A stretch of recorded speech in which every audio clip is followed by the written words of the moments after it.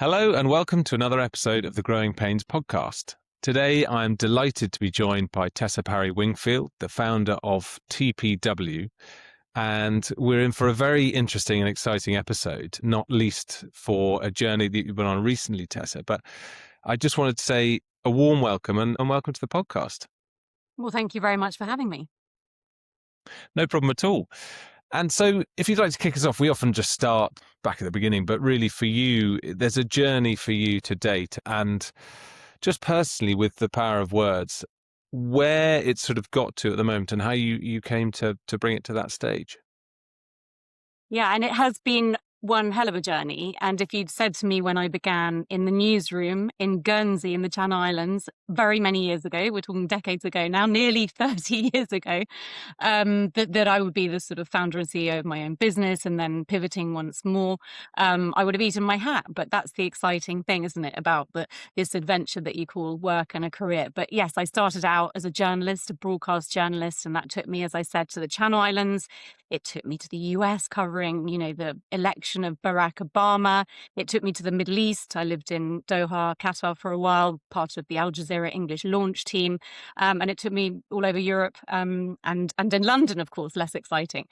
And I think being a journalist is the best job in the world. But I strategically hopped over the fence into what we journalists call the dark side of PR, broadcast PR. So that was my job, basically, to get the stories of clients. So commercializing my skills massively on air, basically on TV news in some way or another. And that was really interesting because I was accountable to clients, their desires, but also their budgets. And it was a really important step for me. I also did a lot of media training, so training bigwigs to stand in front of cameras and be accountable to journalists questioning. And that's something I carry with me today as well. I then started a family and I wanted something a lot more flexible, no less hard work, but just something that worked around that. And I very naively declared myself a writer for businesses. It's something that I always loved as a journalist. As a journalist, I was a reporter, a producer, a writer, a presenter at times, pretty much the whole spectrum. But I loved the writing. And it turned out, luckily for me, that there was actually a huge demand at that time for writing journalistically for businesses and the kind of promotional pull that gave businesses. And so I carried on with that and worked in all sorts of different sectors as a solopreneur, a one-man band. And then I realized again, there was this sort of gap in the market, or a demand rather, that was calling me. And I created a writer collective, so a very fluid, flexible model of bringing freelancers together. It started off as all women, which actually sounds not very inclusive now I say that out loud. But it was really important to me. I think women of a certain age sometimes feel like they don't belong in a workplace anymore. And I wanted to counter that. So I created TPW, the All Women's Writer Collective. We do let men in now, of course. But when you're writing for businesses, you aren't just writing, you're thinking strategically. You're thinking about the tone of voice. You're thinking about their audiences, their platforms, and how they're communicating.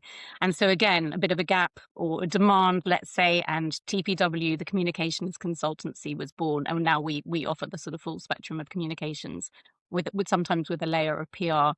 And actually, most of our clients are now in the Middle East. So I feel like sort of I've gone full circle from almost the beginning of my career to where we are now. Amazing. And obviously that was a very nicely succinct way of sort of wrapping up what has been a very impressive growth journey. But am I right in saying it hasn't always been without its challenges in getting to that point? No, I mean, so many, I suppose, small, what felt like big challenges were actually small hiccups along the way. If you're an entrepreneur, or however you'd like to sort of describe it, a founder of your own business, there's always going to be challenges that might be sort of economical, it might be geopolitics, budgetary, things like that. And you have to just sort of ebb and flow with what happens. But 3 years ago, I had a massive personal trauma, which unfolded in a very, very quick and very shocking way. I was out running along the river close to where I live in London, and I just noticed there was something wrong with my eyesight. 3 weeks to that day later, I had my entire left eye removed, and obviously became blind on one side, monocular vision, and that's due to a rare eye cancer. and it was horrible. I wouldn't package it up as anything other than that. But it's, to the name of your podcast, Growing Pains, nothing is linear, nothing is straightforward forward, when you have your own business, and personal adversity is something that you can't plan for. And as a sort of micromanager, it was very difficult for me. But actually, I've really tried to channel adversity into something positive. I have actually grown the business, grown TPW more than in the last 3 years than ever before. I've poured absolutely everything into it.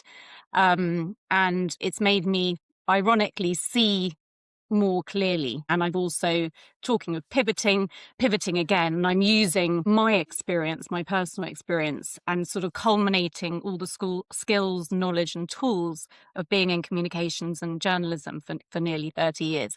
And I've created the Seeing Clearly method and framework, and I help equip leaders say what matters when it matters and communicate well, often through workshops or more likely keynote speeches. So yes, so another pivot for you, Harry, which I'm doing along, TPW is still going strong, but I'm doing that alongside it. I think that obviously will emerge as a theme, the power of the pivot. But just touching on that personal adversity, what perspective does that then give you, going through something as serious as that on a personal level, and knowing that there are so many things that as a founder can be so complex, but something so seismic personally that you don't know is coming? Does that help to give you perspective about organizing what is actually a lower grade priority, a smaller hiccup, and what the bigger things are? Absolutely. I think I've spent plenty of years sweating the small stuff. I wouldn't say that I take everything in my stride. I deeply care about what I do. I'm deeply passionate and I'm very excited. And I think you have to be to run your own business. But I think in the past, absolutely, as you say in your words, I kind of worried about things that probably didn't matter and they kept me awake at night more than they should. Now, I think I'm probably more of a risk taker.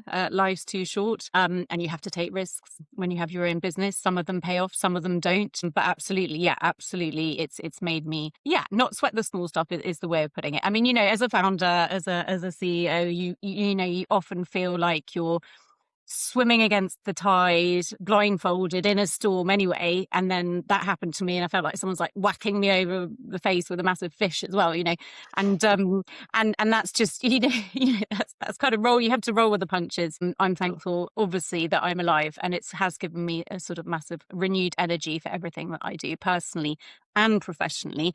And actually, Harry, I've just managed to haul myself up Mount Kilimanjaro as well for charity to raise money for ocular melanoma, which is the rare eye cancer that I have. So yes, not a moment rest is what's happened in those last 3 years.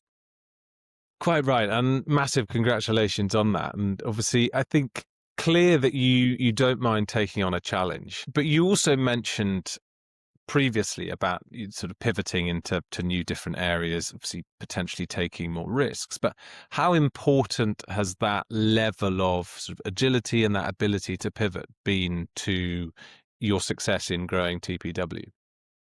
I mean, I think it's absolutely fundamental. It's at its core.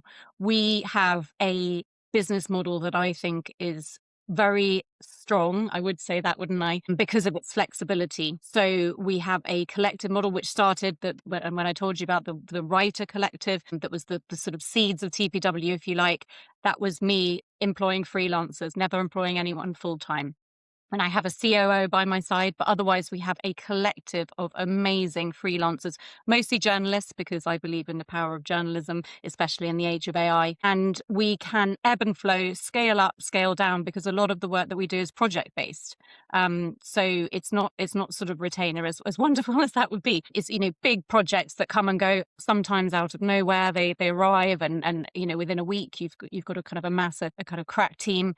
And it gives us enormous flexibility, because we might be working with with a client that is in the logistics or transport sector, or then like we partnered with COP28's marketing team in the UAE a few years ago, and I needed to bring on climate change specialists and journalists, and I was able to do that, bring in the very best in the business. I wouldn't be able to do that if I didn't have this fluid collective model.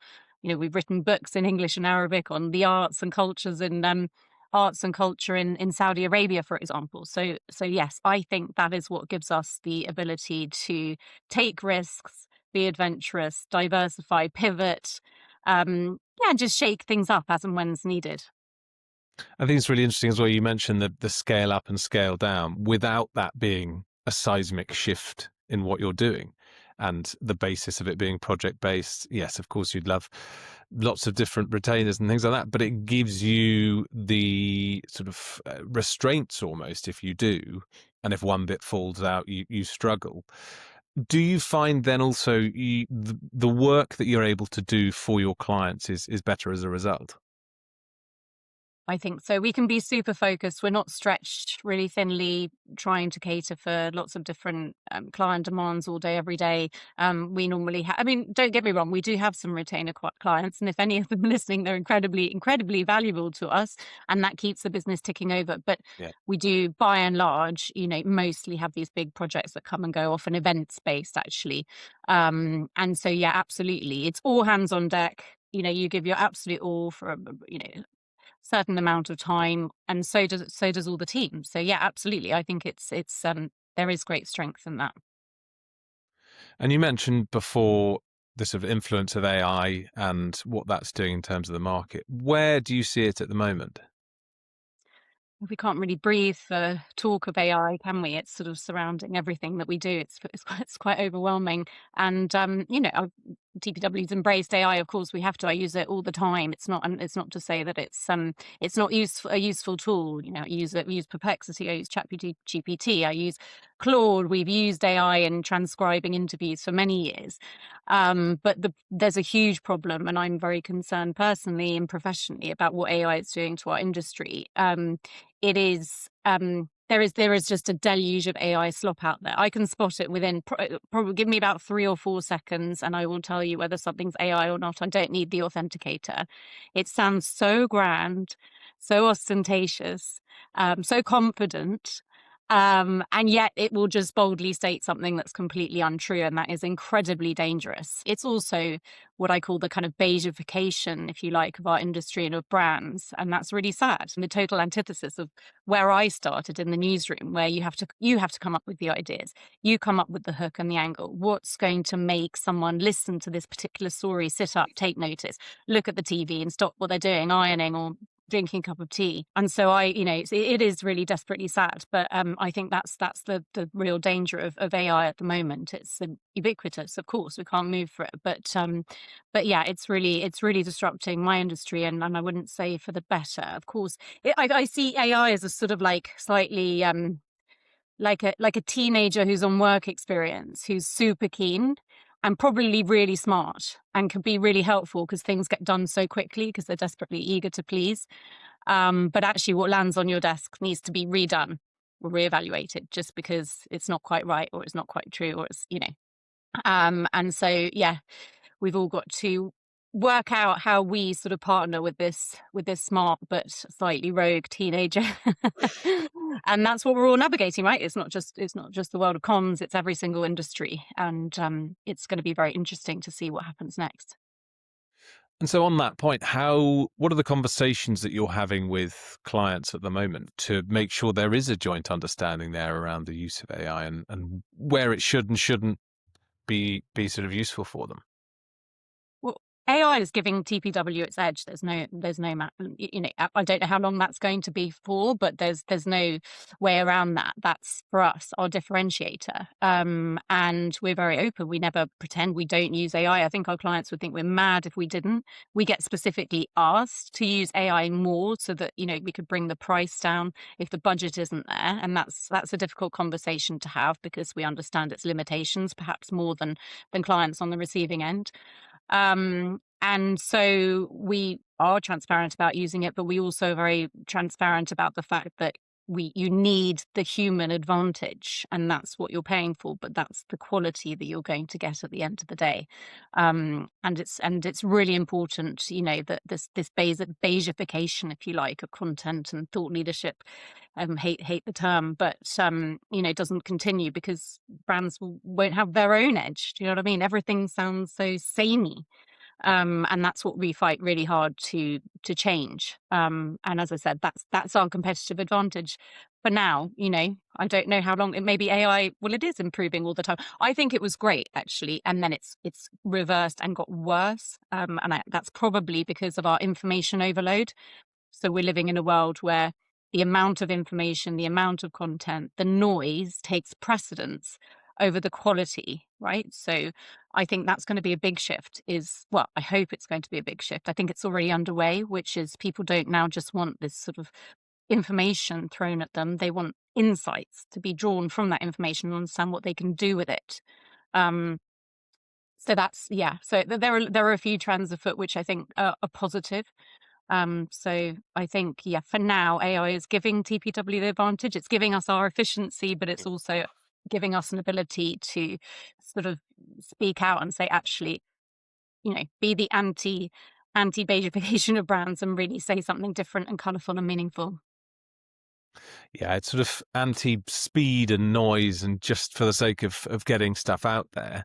I think the point you made was interesting is that you have a point up to which it's been really useful for people, but it's almost taking it that step further of, oh, well, if I could just get it to do the whole thing, that would be easier. And actually that tip off, the sort of cutting off point of when humans need to sort of take back control of it, and particularly when it comes to writing, is still there, but people are sort of saying, do you know what, it's passable, it'll work. And presumably clients coming to you need sufficient quality whereby they can stand out, and particularly around events, I suppose, it's otherwise it's just another AI promoted event. Absolutely. I mean, this is what I learned in the newsroom. The first sort of 5 to 10 words that you read of any piece of communication, whether it's an email, a newsletter, a social media post, a press release, an article, the most important words you could ever, you should take more time over those words in the first paragraph of anything than the rest of it, right? And AI doesn't do that. So, as I said, it sounds very grand, but it sounds very samey. And so that's the issue there, right? So it's bringing it back to thinking like a journalist and understanding what the hook is of any story, and it can be as simple as an email, right? But every communication, I think, matters, and should be thought through. Absolutely. And so in terms of growing the business, you've obviously got the active involvement as the founder. It's an agile model, but you've also got parts of it where you are sort of building up your own personal brand, talking about your own adversity that you've faced and sort of scaling that. How do you sort of keep that shift going, I suppose, and keep those bits compartmentalized as you're lots of different things to lots of people? Wearing a lot of hats can be a real challenge. How have you managed to balance that as a founder? I suppose I wear a few hats, but they all make sense. That's the key, right? That in the jigsaw of my career and my professional life, and some of my personal life is now seeping into that. The jigsaw makes sense. You can complete it. And so, yes, I'm wearing a different hat with being a keynote speaker and trying to help people see through the fog of life. And that might be, it might be illness, it might be burnout or stress, it might be grief, it might just be being on the hamster wheel of life and just not understanding how to fulfill your true ambition, right? But that is communicating, and how to communicate perhaps, in a crisis or when it really matters, and words matter, and what you say to people and how you communicate your way out of this fog really matters most. So yes, it does seem like I'm wearing different hats, but at the core, it's still journalism, it's still communications, it's presenting, it's using words. And so actually it is an amalgamation of everything I've done. So, and also as a CEO, as a founder, you have to let go of your baby. And that's been one of the hardest things, I suppose, over the year, especially with a collective model. I'm sort of deeply intrinsically involved in every project, but I have to let go a little bit. I can't do all the doing. So I have to trust people. And that's why I'm able to bring in, so I've got 20 to 30 freelancers that I trust intrinsically, that I've used for years now, and I can pull into various projects depending on, whether their skill sets match up or whatever. But I've had to learn to let go of kind of all of it, especially the back of the knitting stuff that I don't need to be involved in. So that obviously frees me up to do this as well. But Yeah, as I said before, I love what I do, so it's never really a chore. And trust, trust is quite a big word that often comes up in this type of ability to let go. What do you think are the critical factors in fostering trust on both sides? Because it can't just be one way. It's got to be both ways. You trust them and they trust you in order for you to hand it over. Looking back, what do you find has sort of worked best to make sure that that does exist? You mean with my collective, my team? Yeah. I think it just comes through. Well, first, I think I've mentioned it a few times now because I feel very strongly about it. I tend to go for journalists first and foremost. That's not to say I have marketers, I have proofreaders, I have writers with more of a kind of commercial experience and portfolio, but I do tend to look to journalists first, and there are many reasons for that. Not least because they're good at writing the headlines and understanding a story within moments and a client's kind of needs and demands, and what makes a good story, what makes strong communications.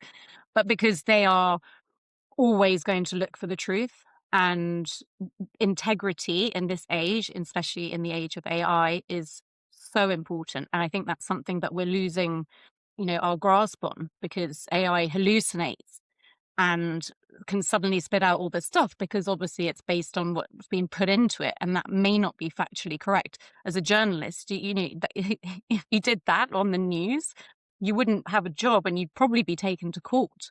And so, I think it's making sure that I have that trusting relationship with people who already have the kind of core values and professional skills that they've kind of grown up with in their career, that they can then apply to communications, and that they can question AI. I think that's the thing. It's like, not just taking what AI creates and just sort of giving it a bit of a proofread. It's actually questioning every single sentence and rewriting a lot, but understanding that not all of it's factual. And that actually research and due diligence is really important in communications. Yeah, absolutely. And with that in mind, sort of framing it very nicely like that, what do you think lies ahead in terms of trends for high quality content over the next year, 2 years? I guess the time frame over which we work out what our relationship with AI is. And also, I guess if you use your collective model in a world where there isn't that much support for bringing through fantastic journalists and giving them the sorts of careers and the ability to go away and properly research things and write about them.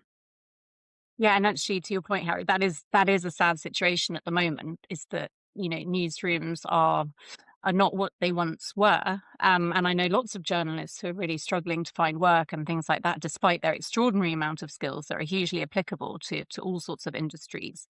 And in terms of, I suppose, future trends, I'm certainly not a technologist, but in terms of what I'm seeing, but also, I suppose, in terms of being an optimist and what I'm hoping for, I think we've talked about the sort of information deluge era we're in. And I hope that, as I said, I've mentioned already, that kind of changes to less sort of volume and more about insights. I think the human advantage, which I've mentioned before, is TPW's advantage, will sort of is slightly clawing back, and people are understanding that the human advantage is important against that sort of AI slop and sameness. I think that storytelling, storytelling is such a sort of overused buzzword, but it's kind of died down a little bit because now everybody is a storyteller because AI is a storyteller. But actually, there's a reason why local news that is created by local communities and journalists within local communities is having a moment. Is because people are crying out for that kind of rich, colourful, nuanced storytelling that we once had, that we've kind of lost sight of a little bit. And then we've talked about this quite a bit, but I do believe that the kind of truth trust, a truth trust renaissance needs to happen again, because of the proliferation of fake news and content that you can't trust, that isn't imbued with integrity. I think that there is a sort of backlash around that. How this all sort of evolves and manifests, I don't know. But certainly we're at the front line of it all, and it's interesting times. That is for sure. And I feel like we glossed over it, the fact that you scaled Kilimanjaro. I mean, but in the context of the conversation, was there that sort of seminal moment up at the top where you were able to reflect on a load of things, or were you just so tired that you thought, actually, get me down? I love your use of the word scale. I think it was probably more just crawl very slowly up. But I'll take the scale. Yeah, scale. She scaled it. I thought I would be going and disconnecting from the world, and after everything I've been through, but also just, I guess, daily life that is busy and lots of ball juggling.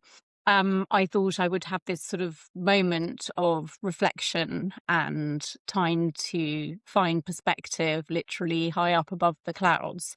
And actually, a lot of us went with, I had a team of 6, and we all went with sort of metaphorical rocks on our back. But we all realized about after day 3 that you're kind of in this strange survival is too strong a word, but you're literally putting one foot in front of each other, and you have to be really concentrated on each foot as well. Biggest step, because it's, there's moving rocks and you're climbing over boulders and things like that.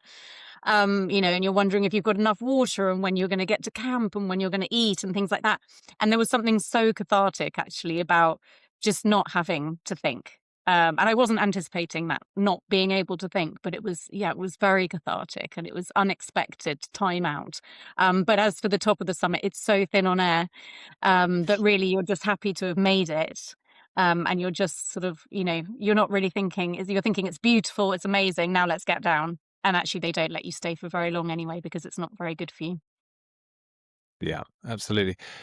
But actually, there's something in there for certainly the listeners about, we all sort of talk about having that perspective and thinking and sort of giving time to think. But actually, there's also something about one step in front of the other, and just taking that sort of forward momentum as something, and having your moments to sort of certainly think with clarity, but just making sure that you've got that forward momentum at times when actually that's quite difficult to come by.